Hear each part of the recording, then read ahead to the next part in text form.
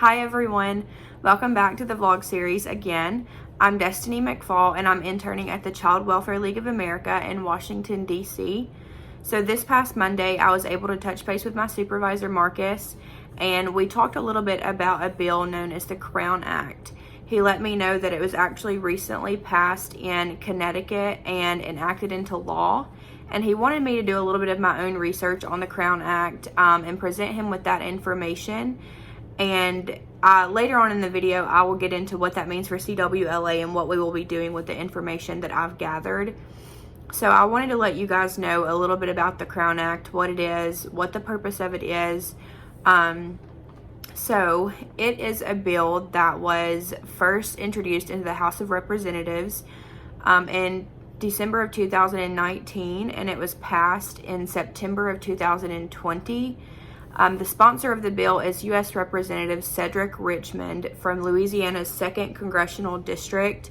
And I wanted to read a quote from him that I found in an article regarding the Crown Act.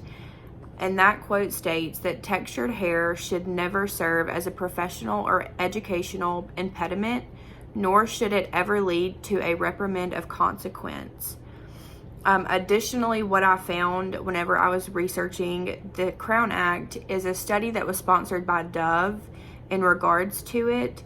And that study included 1,000 black women and 1,000 white women. And the study showed that black women's hair was over 3 times more likely to be considered unprofessional compared to that of white women's.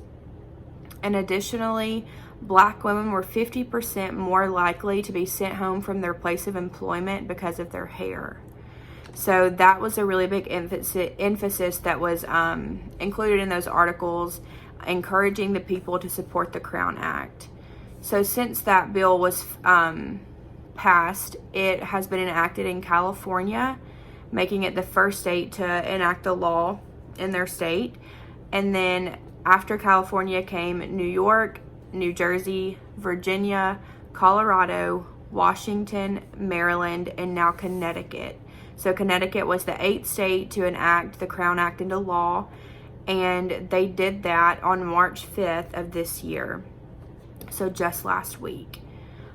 So that's a little bit about the Crown Act, and now what that means for CWLA is that we will be incorporating some of the language of that bill and some of that information into a portion of our Pride book, which is what we use for that Pride model of practice pre-service training that I've previously mentioned.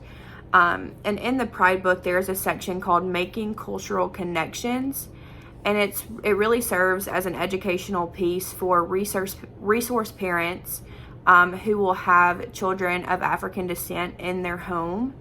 So it lets them know how to properly take care of their hair and their skin and other things that are specific to that ethnic origin. And so with the information that I've collected and that Marcus has done himself, we'll be including some of that in the Pride book, along with those other content updates that I previously mentioned. So I'm super excited to be helping out with this. It's an honor to be able to help spread awareness and bring awareness to such an important topic.